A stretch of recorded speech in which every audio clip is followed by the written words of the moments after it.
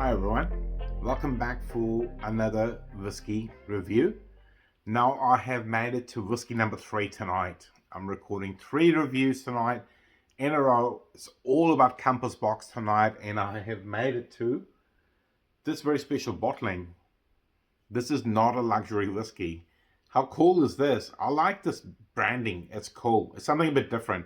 It will definitely catch my eye, but obviously whiskey has to stack up as well. Now, this is one of the limited edition releases they did some while ago, and the bottle can't tell, maybe you can tell, but there's really not a lot. It's maybe got 70, 80 mils left in there, so there's a good chance I'm going to top this bottle off tonight. It was released to sort of challenge the norm.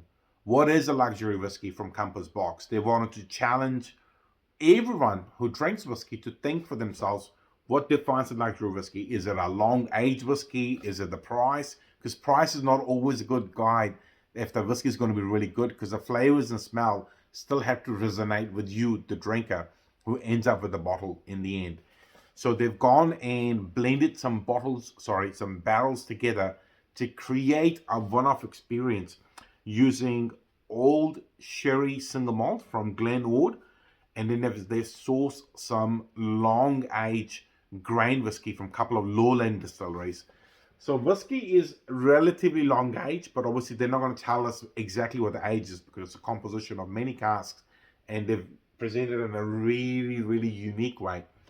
But one key thing we picked up on is that it is predominantly sherry cask. So yeah, and bottled at a very generous 53.1%, which is cool, and that's what excited me in the first place about this whiskey. I like whiskeys that are at a higher ABV because I have my own ability to add water. Again, I think I might have got the information wrong. There's probably less than 70 mils in there, but let's just kill this bottle during the review because get all the last of the bits in there. Really cool bottle. I like the bottle. It's good. And compared to the last 2 reviews I did of the hedonism and phenom, I'm not even going to try it. The second one, slightly darker in color, and I'm assuming that's from the sherry cask that have been introduced to this particular blend. All right, let's nose it and see what this particular whiskey is all about.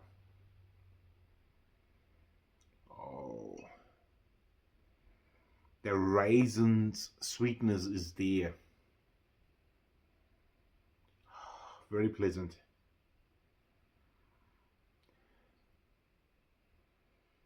Bit of honey. Very, very gentle spice. Now I've tried some single malt releases, I think released under Signatory from Glenwood, but overall haven't really tried much of that Glenwood malt. Really good.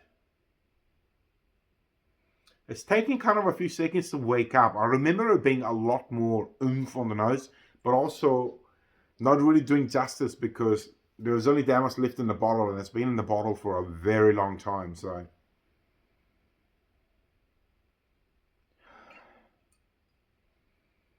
very nice. Spice, really good. All right, let's sip it. I can't resist anymore.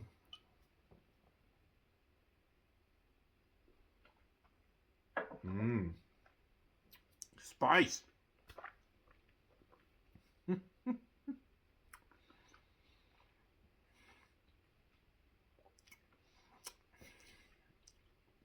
bit of bite on the palate. The spice kicked in, and then the raisiny sweetness settles in with a little bit of honey on the back of the palate, and really thick. Wow, quite oily actually. That's one thing I want to comment on is I've tried 3 whiskies tonight. I reviewed their Compas box hedonism, which was quite light, not very oily at all, and then moved on to the number 2, the phenomenology. Is that right? And that was okay, blended malt, but this one, yeah, way more oily on the palate. Not as much as a long age single malts that I'm trying to think of now. They are sherry cask influence, but still really, really good.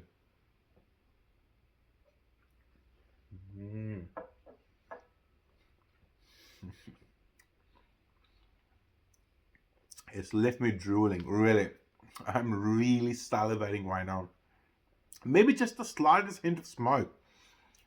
Or maybe, yeah, just getting a little bit of smoky character on the palate. But overall, very good. And the finish is good. The raisiny sweetness is just keep going. Really good. Left my palate very, very warm. I'm going to have one more try. But I'm going to finish it off tonight, but...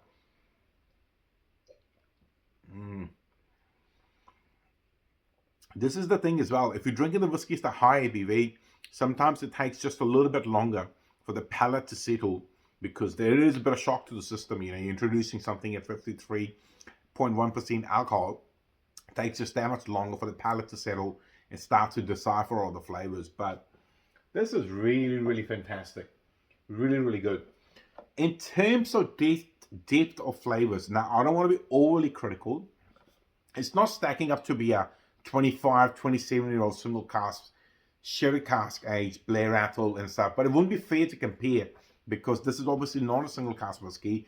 They've created this one-off piece by marrying a few sample barrels together and then putting it in our hands. But yeah, the finish is really, really good. Really, really liking it. Wow. Oh, here we go. I didn't read the whole box or remember the information. There is a bit of Kalila in here, which I like. So that's where the smoky character is coming from. And I love Kalila. That's really good. Really, really good. Wow. Again, I have no information if this is still available. If you see it out on the wall, or maybe at a whiskey bar, do yourself a favor.